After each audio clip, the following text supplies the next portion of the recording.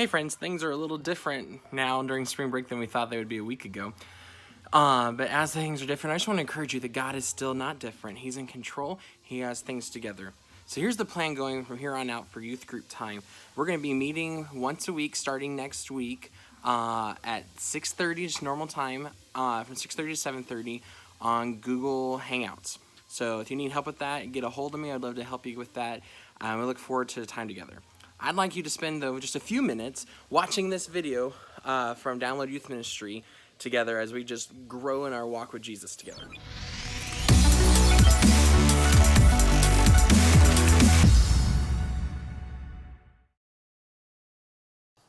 Hi, my name is Duffy Robbins, and hey, thanks for letting me be a part of your group. This is awesome. When it comes to photography, I am an absolute, I know nothing about it. I'm completely ignorant. I think I've maybe in my entire life posted 4 times on Instagram, and I think I got a half a like. The only thing I do in Snapchat, I just use that so I can sort of change my face, funny face stuff, and frankly, my arm is just barely long enough for me to get my entire face into a selfie. I'm not a big photography guy. But I have a friend who is a total photography geek. I mean, he is just totally into it. And not digital photography. I mean, that's for wimps. He's like old school, develop your own pictures, the whole deal. He's got the gear, he's got the lights, he's got, those lenses that stick out about 30 feet. I mean, it's just like, oh my gosh, look at this thing. And he even has his own darkroom down in the basement of his house. And so one day he took me down there and showed me this dark room. And I don't know how much you know about photography, but these dark rooms, particularly before the age of digital photography, were an essential part of the process. Because what would happen is you'd take your picture, then you'd take the film, the negatives, and you would take it into this dark place. It had to have minimal light. Typically they have sort of a dim red light. Had to have minimal light. And then in that space, you would actually dip the negatives into some chemicals that would help the film fully develop. So the way he explained it to me, I'm sure he's simplifying, is it essentially we said, well, actually the picture comes from exposure to light. But the vivid color actually comes when it's been through the darkness. And it's funny, when he said that, it made me think about sometimes how we think about our lives. I think most of us, we think that the way to know joy in our lives, the way to bring vivid color to our lives is to actually eliminate the negatives altogether, right? Like get rid of all the bad stuff in our lives. Like our default approach as a culture to eliminate the negatives is to kind of numb ourselves or maybe try to drown out the negatives in our lives or maybe just try to protect ourselves, just kind of withdraw, isolate, protect ourselves from negative stuff or maybe distract ourselves by like being super busy, involved in sports and school and music and popularity and all kinds of things. Like in our culture, it's like our standard approach to happiness, to joy is to, do fun stuff, right? Go to the beach, go to the show, get a big bank account, watch cat videos, go to a movie, go for dinner, and then complete your joy by posting photos on Facebook of your good fortune. And that's kind of the way we do life and do happiness. And I'm not saying anything is like inherently evil, anything, except maybe the cat videos, which I think are pretty much essentially satanic. But what I am saying is this.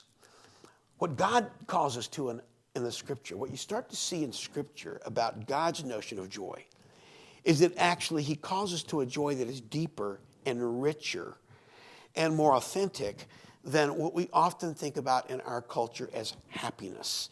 In other words, what God recognizes is that oftentimes, yes, He gives us moments of light where we get these amazing pictures.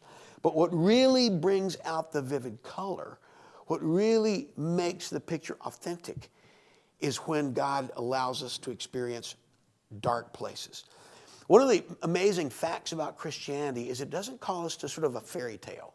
It doesn't call us to Never Never Land. It doesn't call us to a place of happiness in light. It calls us in the grit of the real world. If you actually read through the New Testament, one of the kind of quirky observations you'll make about Scripture is how often, when you read through the New Testament, suffering is actually promised to come with a blessing. That when you go through suffering, there's going to be some kind of blessing. When you face the dark times, there's going to be some kind of blessing. And what's interesting is almost every single time in the New Testament, when the blessing is mentioned, the blessing that's promised is the blessing of joy. So what God actually promises to us is that even in our darkness, he can bring to us the vivid color, the authentic picture of real joy. I don't know what your life is like today. Maybe when you look at the pictures of your life and the snapshots of the week that you've just finished living, maybe you kind of look back and you see all kinds of really happy stuff. But I'm going to guess that for some of us who are watching right now, who are listening, that what you are seeing are some sort of sad pictures, some hard pictures. I read just the other day about a 16-year-old girl, and in her Tumblr feed, she actually had sort of an ongoing journal about her life as living with depression. And one of the interesting statements she made is she said, "I wake up every morning worried that I'm going to live. I wake up every morning worried that I'm going to live."